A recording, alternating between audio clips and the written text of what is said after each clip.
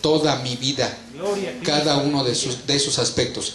Cuando dejo que Él me enseñe, que Él me recuerde, que Él me redarguya, me transforme, me libere de pecado, cuando permito que Él me prohíba, cuando hago caso a su prohibición, cuando hago caso a su redargüimiento, cuando hago caso a su enseñanza, a sus recordatorios, cuando permito que Él me transforme, cuando permito que Él me fortalezca, cuando permito que Él me hable de Cristo, entonces soy una persona espiritual. Podemos alabar al Señor Jesucristo. Y no hay necesidad de arrastrarse y de gritar alaridos discordantes para ser una persona espiritual. Para ser una persona espiritual no se necesita el derramamiento del Espíritu Santo. Hay algunos que han reducido esto de ser una persona espiritual al derramamiento del Espíritu Santo. Esto es un concepto equivocado. Espiritual no es solo aquel que recibe el derramamiento del Espíritu Santo. No. Eso debe quedar bien claro. Espiritual no es solo aquel que experimenta el derramamiento del Espíritu Santo. Pero muchas denominaciones han reducido el concepto espiritual al derramamiento. Pero sucede que si una persona experimenta el derramamiento del Espíritu Santo y el derramamiento del Espíritu Santo, quien es Cristo, no hace nada en su vida, ni hace caso, ni hay ninguna evidencia, ¿es espiritual o no es espiritual? En el sentido completo y general de la palabra, ¿es espiritual o no es espiritual? No es espiritual. En el sentido reducido como lo usan, sí. A ver, en el sentido reducido y limitado como lo usan, sí lo es. Porque se dice que una persona que experimenta el derramamiento es ¿qué? Espiritual. Y por eso la mayoría de los que experimentan el derramamiento del Espíritu Santo dicen, tú ya eres. Y en un sentido limitado y usando ese concepto de una manera muy limitada, sí lo es. Pero en el concepto general y completo, si no hace caso y no se evidencia nada de ese derramamiento en su vida, esa persona no es una persona espiritual. ¿Por qué? Porque no se le ve nada, aunque supuestamente experimentó el derramamiento. Entonces no hay necesidad bueno, no es que no haya necesidad, sino que el ser espiritual no está limitado solo a experimentar el derramamiento del Espíritu Santo. Porque alguien sin el derramamiento del Espíritu Santo puede ser una persona espiritual. ¿Y por qué puede ser una persona espiritual? Porque puede ser que Cristo como Espíritu Santo le enseñe y esa persona haga caso de esa enseñanza. Que puede ser que el Espíritu Santo, quien es Cristo, le recuerde, le redarguya, le transforme, le libere del pecado, le prohíba, le diga y lo fortalezca y le hable de Cristo y que esa persona haga caso. Entonces esa persona es una persona que espiritual, sin que haya experimentado el derramamiento del Espíritu Santo. Sea muy glorificado el Señor Jesucristo. No estoy diciendo que no es importante el derramamiento. No estoy diciendo que no tiene caso ni tiene nada que ver y que hay que desecharlo y que no sirve y que no estoy diciendo eso. Se está aclarando que realmente es una persona que espiritual. Digo esto para que luego el hermano Julio nos dijo que no tiene caso que nosotros tengamos el derramamiento del Espíritu porque poder... No estamos diciendo eso. Sea muy glorificado el Señor Jesucristo.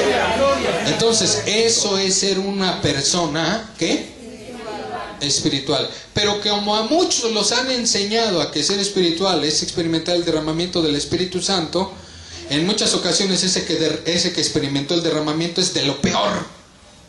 Es peor que uno que no ha experimentado el derramamiento. Pero como a este ya le dijeron que es espiritual, ve a aquel que no ha experimentado el derramamiento del Espíritu Santo como alguien pequeño, malvado, inmundo, sucio, insignificante y de menos categoría. Y aunque sea de lo peor el que ya experimentó el derramamiento, llega y le dice ese que es peor a aquel que no ha experimentado el derramamiento del Espíritu Santo, pero que se está dejando guiar por el Espíritu. Llega y le dice, tú no eres espiritual. ¿Ya eres espiritual?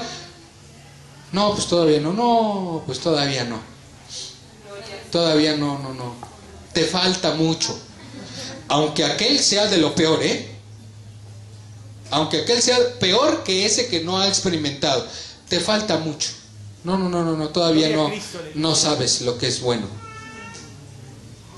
Estas ideas equivocadas se producen por este tipo de enseñanzas no bien centradas.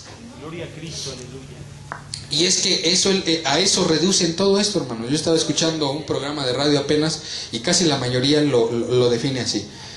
Vengan, vamos a sentir el Espíritu Santo, vamos a vivir en el Espíritu, vamos a tener el poder del Espíritu. La mayoría de los predicadores, cuando hablan de eso, ¿a qué se están refiriendo? A ver, ¿a qué se están refiriendo? A sentir el poder, la presencia, a sentir el derramamiento del Espíritu Santo, a sentir la potencia del Espíritu Santo. ¿A qué se están refiriendo? ¿A andar en el Espíritu? ¿A qué se están refiriendo? A que se dejen enseñar, recordar, guiar, redarguir, transformar, liberar de pecado, prohibir, dirigir, a que se dejen hablar de Cristo, o se están dirigiendo a todo un conjunto de emociones y una explosión de emociones con temblores y todo? ¿A cuál de las dos cosas la mayoría de los predicadores se refiere? A la segunda. A la segunda. La mayoría, cuando habla del Espíritu, se refiere a eso. Gloria a Cristo. Poder del Espíritu de Dios. Vengan, porque acá se va a sentir el poder. ¿Poder? Como ya lo mencionamos, poder del Señor Jesucristo no es sentirse bien emocionado, ni saltar, ni brincar, ni chillar, ni tirarse al suelo, ni borrachera santa, ni nada de eso. Poder del Espíritu Santo, se puede hablar del poder del Espíritu Santo cuando el Espíritu Santo nos libera del pecado. Eso sí es poder. Podemos alabar al Señor Jesucristo. Sea muy glorificado el Señor Jesucristo. Podemos hablar del poder del Espíritu Santo cuando éste nos libra, cuando éste nos salva, cuando éste nos guía, nos dirige y desvía nuestros pasos del mal al camino del bien, al camino de Cristo. Eso sí es poder. Sea muy glorificado el Señor Jesucristo. Sea muy glorificado nuestro Señor Jesucristo. De allí, hermanos, del ser o no ser espiritual se desprenden varias características. Y quiero tocar rápidamente una que me es muy importante que nosotros tomemos y toquemos. Leímos el texto de 1 Corintios capítulo 3, el verso 1. Dice: de manera que yo, hermanos, no pude hablaros como espirituales, sino como a carnales, como a niños en Cristo. Pablo está definiendo a la iglesia de los Corintios como gente que, espiritual o carnal. Como gente carnal. Ahora, la iglesia de los Corintios era una iglesia, hermanos, que hablaba muchas lenguas. La iglesia de los Corintios era una iglesia que muy afín, muy inclinada a hablar lenguas, y quién sabe a qué tanto hacer.